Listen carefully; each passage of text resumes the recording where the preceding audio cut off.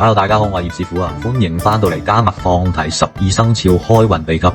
今日我同大家講一講屬羊。2026年屬羊嘅整體運勢咧，算係幾向好嘅，特別係事業同財運，有六合貴人幫手，容易有人提你一把，機會咧好明顯比過往2-3年都係特別多嘅。同一時間都有空星咧，呢啲小耗啊、死符啊喺度搞震。但要小心意外嘅開支、健康同埋情緒壓力啊，唔好咁大意，記住。所以咧，今年屬羊嘅關鍵心法就係穩陣行先，人和為主，低調理性，識得用顏色同埋風水幫下自己，加持下運氣。下邊我就同你哋講啦。幸運嘅顏色，咁有幾隻顏色咧用得啱咧，今年可以全面咁幫助你事業桃花人緣。幸運色啦，黃色代表財富同埋暖意，特別適用於咧喺呢個 office 啊，或者你着件外套啊，打條領呔啊呢啲咁嘅位置啊，可以咧就令到你事業運同埋自信心一齊爆升嘅。另外粉紅色咧就係同呢個貴人啊，可以吸引到佢嘅。單身啊嘅屬羊咧可以多啲用啲粉紅色嘅食物啊、手機殼啊。好容易吸到貴人嘅呢種顏色。另外白色係清爽啦、純潔啦，適合你買件 T 恤、褲啊、鞋啊、床鋪啊、窗簾啊諸如此類。另外就係湖藍色可以幫你放鬆個心情，改善你人際關係同埋睡眠嘅質素嘅。適合喺書房啊、會議室啊咁有呢一種湖藍色。其他嘅推介啦，包括有橙黃色啦，有米白色啦，有珍珠色啦，珍珠色都係偏淡一啲嘅。呢啲色彩咧就係溫柔有質感啊，配搭起上嚟咧又好睇又旺財。好啦，我哋講一講忌諱嘅顏色啦。綠色五行咧就屬木嘅，容易克你嘅土嘅，會拉低你事業，招惹到小人，所以唔建議用綠色。另外紅色火氣太重，情緒好易上頭，會搞到你好火爆，特別本身你脾氣唔好嘅羊仔，今年少用啲。跟住仲有灰色同埋深紫色同埋黑色啦，呢3樣咧今年咧盡量少用，用嘅都唔好太多。好啦，我哋講一講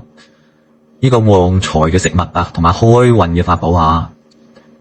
首先第一樣和田玉，和田玉睇落咧就好溫潤啊，氣場好柔和嘅。對於屬羊咧比較衝動嘅你啊，性格比較緊張咧，好啱穩定情緒嘅，所以你可以買啲和田玉嘅平安扣啊、玉嘴之類啊，可以幫你冷靜咁處理問題嘅。另外咧就係黃水晶，適合咧生意同埋偏財啊。黃水晶咧有財富之石嘅之稱嘅，特別喺生意場啊、銷售啊、投資打滾啊嘅羊仔咧，你可以佩戴啲黃水晶嘅手鏈、戒指、吊墜，幫你咧提高呢個呢個對金錢嘅敏感度嘅。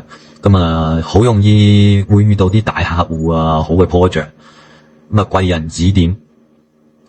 你可以喺2026大展龍道啦，接多啲大單啦。另外咧紫水晶啦，紫水晶係增加你嘅智慧，增加你嘅創意嘅。如果你從事創作、教育、設計、顧問嗰啲咁樣嘅羊仔羊女咧，紫水晶係你嘅最佳拍檔嚟噶，佢可以平衡到你嘅心氣，提升咗你嘅創造力嘅。好啦，另外第4樣咧就係大日如來嘅本命佛咯。要嚟擋小人嘅，同埋穩住個財嘅。大日如來咧係屬於羊嘅本命佛，象徵光明同埋智慧嘅。你可以佩戴呢啲佛嘅掛件啦，有助你嗰啲擋住啲流言蜚語啊，壓住個場啊，減少啲小人獨你背脊啊。亦都可以幫助到你財運走向穩定，冇咁易大上大落嘅。講一講桃花運啊。桃花咧感情方面啦，其實你今年嘅桃花都幾靚嘅。桃花有你嘅位置咧有4個，一個咧就正北方，一個正西，一個東北，一個正東。正北咧就利用你嘅才華同埋人際咧，好好配合。呢個係可以你將有陣時有一啲例如會議啊，即係例如你要一啲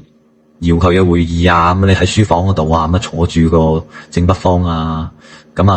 坐住正北方同人哋傾合作係特別容易成功嘅。正西咧，你可以配合一啲黃色、金色嘅食物啦，咁你可以提升到你嘅桃花喎，會高質桃花，本來有桃花，然後高質桃花，跟住係東北方啦，咁啊東北方可以擺一啲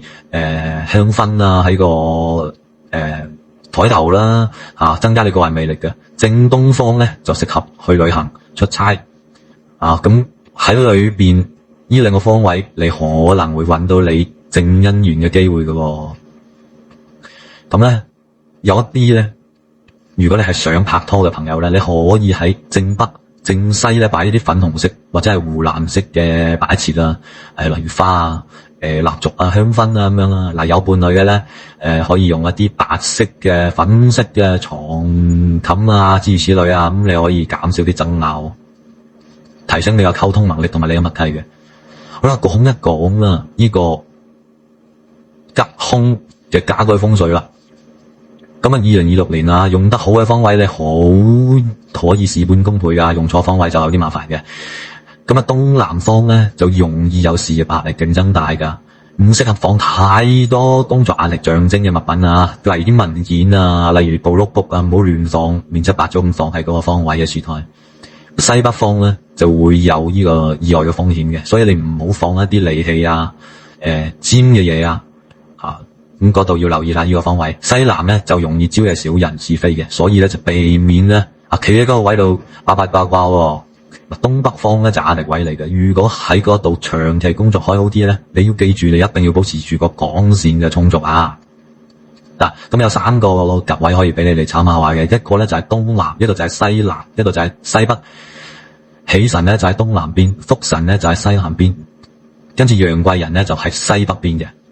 咁呢啲方位可以擺啲黃水晶同埋和田玉嘅配件，或者係象徵住你嗰個事業嘅物品。例如我做會計師嘅，你咪擺部計數機上去咯。我做警察嘅，咁我可能我擺個警察嘅公仔喺度，或者擺架警車嘅公仔喺度都得噶。好啦，喺事業同埋工作方面嘅增運方法啦。事業嘅重點咧，6合太歲、玉堂咧，呢啲吉星嘅加持咧，領導力啊、協調力會比以前好嘅，所以幾適合咧行呢個管理啊、協調啊、對外嘅角色嘅。咁今年咧喺職場嘅空間機會咧就會多咗，升職加人工會比上1-2年好好多噶。咁特別如果你做 sales、做公關、做顧問嘅咧，就更加好啦。咁建議你咧今年咧喺你自己嘅崗位度好好咁樣表現下，主動去承擔一啲責任項目，咁俾上司同埋拍檔見到你嘅承擔能力，咁亦都今年有機會咧有呢個獵頭公司揾你嘅喎，咁如果好嘅 offer 你唔好一味死守啊，咁可以再試下噶。做生意咧今年咧就有機會咧遇到一啲資金或者資源好嘅 partner，咁傾合作今年幾好嘅，但你記住啊，唔好自己覺得自己好叻啊，凡事都要諗清諗楚先至有簽約做大嘅決定啊，唔好是非當人情。今年咧多合作多溝通，少啲單打獨鬥啊，同埋咧避免吹水吹過龍啦，唔好喺度亂噏24，咁你嘅運程咧就會更加好噶啦。好啦，今日我哋講到呢度，下一個生肖我哋再見，中意嘅 like、share、subscribe，多謝你哋。